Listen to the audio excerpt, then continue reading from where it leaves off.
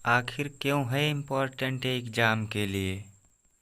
तो देखो क्लोरोबेंजीन क्या है, वैसे भी इम्पोर्टेंट है और इसकी जो मेन अभिक्रियाएं हैं ये वेरी इम्पोर्टेंट हैं जो बाय नेम है।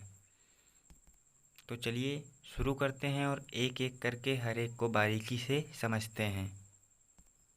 तो दोस्तों इसका जो नाम होता है क्लोरोबेंजीन का जो केमिकल फार्मूला होता है वो होता है C6H5Cl3।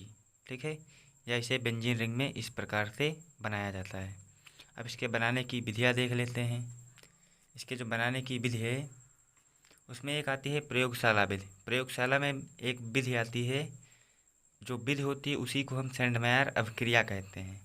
और अभिक्रिया क्या होती है, इस अभिक्रिया में क्या होता है कि एनिलीन की क्रिया हम सोडियम नाइट्रेट के साथ हाइड्रोक्लोरिक अम्ल की उपस्थिति में 0 से लेकर 5 डिग्री टेम्परेचर पर क्या है इसको गर्म करते हैं, जिससे हमें बेंजीन डाई एजोनियम क्लोराइड प्राप्त होता है। और यह जो क्रिया होती है ये एनिलीन से बेंजीन डाई एजोनियम बनाने की क्रिया, ये क्या कहलाती है, डाई एजोटीकरण।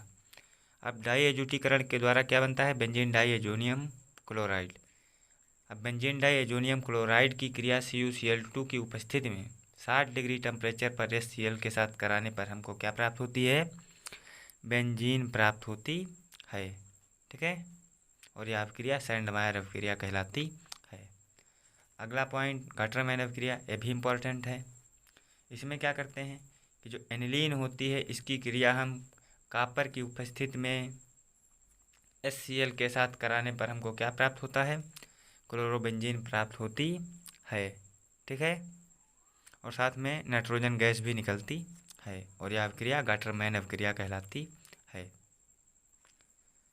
इसके बाद देख लेते हैं इसके भौतिक गुण।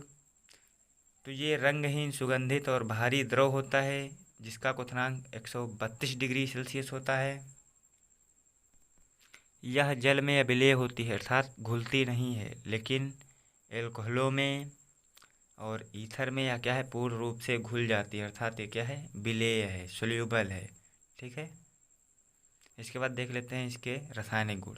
ठीक है, यहाँ तक कंप्लीट हुआ। इसके रासायनिक गुण क्या हैं, वेरी इंपॉर्टेंट। पहला जो है सोडियम हाइड्रोक्साइड के साथ क्रिया, और जब हम क्लोरोबेंजीन की क्रिया सोडियम हाइड्रोक्साइड के साथ कराते हैं तो इस प्रक्रम को हम क्या कहते हैं, डॉब रिएक्शन, डॉब अभिक्रिया। ठीक है, इसमें क्या होती है, क्लोरोबेंजीन की अभिक्रिया हम सोडियम हाइड्रोक्साइड के साथ उच्च ताप और उच्च दाब पर कराते हैं, जिससे हमको क्या है, फिनाल प्राप्त होता है। ठीक है, यह अभिक्रिया कैसी होती है, इसमें का Cl जो होता है ये Na के साथ कंज्वाइंट होकर के NaCl बना लेता है। ठीक है, और C6H5OH यहाँ बचा, उसको यहाँ पे लिख दिया जाता है और इसको हम क्या कहते हैं, फिनाल कहते हैं, जिसकी कुछ इस तरीके की संरचना होती है। ठीक है, और ये अभिक्रिया क्या कहलाती है, डॉब अभिक्रिया कहलाती है, डॉब प्रक्रम कहलाता है। ठीक है, वुड्स फिटिंग अभिक्रिया, ये भी क्या है, इम्पॉर्टेंट है। इस अभिक्रिया में क्या होता है कि क्लोरोबेंजीन की अभिक्रिया हम किसी भी एल्किल हाइलाइड के साथ कराते हैं। ठीक है, एल्किल हाइलाइड में कोई भी हो सकता है, मेथिल क्लोराइड, एथिल क्लोराइड। ठीक है, वो भी शुष्क ईथर की उपस्थिति में हम किसके साथ कराते हैं, सोडियम के साथ कराते हैं, जिससे हमको क्या प्राप्त होती है, टॉलुइन प्राप्त होती है। ठीक है, इसमें क्या होता है कि इस CH3Cl इसको हम ऐसे भी लिख सकते हैं और इसको हम कार्बनिक, क्योंकि हम कार्बनिक रसायन पढ़ रहे हैं तो इसको हम क्या है, पलट करके भी लिख सकते हैं इधर ऐसे। अब ये इसके साथ मिल करके क्या बनाएगा, NaCl, जो इधर क्या है, सा उत्पाद के रूप में बाहर निकल आएगा और यह अभिक्रिया वुड्स फिटिंग अभिक्रिया कहलाती है। इसके बाद बात करते हैं हम फ्रीडल क्राफ्ट अभिक्रिया की। ये भी मोस्ट इम्पॉर्टेंट है, क्योंकि इससे क्या ज़्यादातर अभिक्रिया ही पूछी जाती हैं और ये भी पूछी गई तो भी क्या है, इसको पढ़ने से हमको क्या है, इससे बाइनेम रिएक्शन भी तैयार हो जाएंगी और हमारा जो क्लोरोबेंजीन भी क्या है, तैयार हो जाएगी। ठीक है, फ्रीडल क्राफ्ट अभिक्रिया में क्या होता है कि क्लोरोबेंजीन की क्रिया हम क्या है, मेथिल क्लोराइड से कराते हैं, किसकी उपस्थिति में, in the presence of AlCl3। ठीक है, वो भी निर्जल। इसके साथ जब हम कराते हैं क्लोरोबेंजीन की क्रिया तो हमें क्या प्राप्त होता है, ये आर्थोमेथिल तथा इसको कहते हैं हम पैरामेथिल। ठीक है, इन दोनों का क्या है, मिश्रण हमको प्राप्त होता है। ठीक है, ये क्रिया थोड़ी टफ लगती है लेकिन क्या है, और ये जो क्या है इसकी जब मैकेनिज्म देखेंगे तो हम अगले भाग में बताएंगे। तब तक के लिए क्या है, यदि परीक्षा में पूछा जाता है तो क्या है, हम इससे छोटी रिएक्शन वहाँ भी लिख सकते हैं कि बेंजीन की क्रिया क्या है, मिथिल क्लोराइड के साथ कराने पर भी हमको क्या प्राप्त होती है, टॉलुइन प्राप्त होती है। यह क्रिया भी क्या कहलाती है, फ्रीडल क्राफ्ट क्रिया कहलाती है। ठीक है, क्लियर हुई इतनी बात। अगर आप लोगों को थोड़ा भी समझ में आ रहा हो भाई साहब तो हमारे चैनल को सब्सक्राइब कर लीजिए और वीडियो को लाइक और शेयर ज़रूर करें। चलिए आगे बात कर लेते हैं एक और इसमें का वेरी इंपॉर्टेंट, जिसका नाम है डीडीटी। कि डीडीटी का निर्माण किससे होता है, ऐसे भी पूछ सकता है क्वेश्चन, और या कैसे प्राप्त करोगे डीडीटी, यानी कि किसी भी प्रकार से पूछता है। ठीक है, या क्लोरल से डीडीटी, तो इसमें क्या है, हर प्रकार से आप लिख सकते हैं कि हम क्या करेंगे, क्लोरोबेंजीन की क्रिया। ठीक है, इसके हम क्या लेंगे, 2 अणु लेंगे।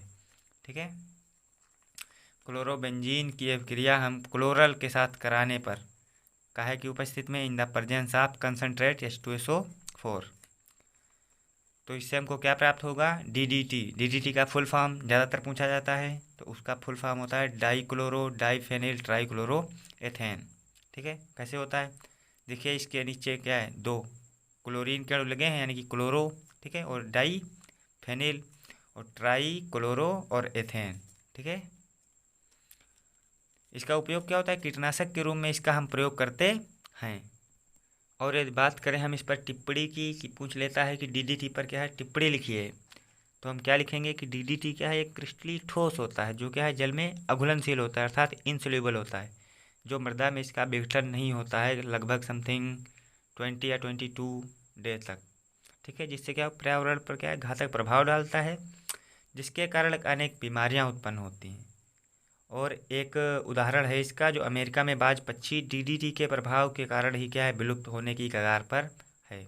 अतः अमेरिका में 1970 के दशक में डीडीटी का प्रयोग क्या है प्रतिबंधित कर दिया था।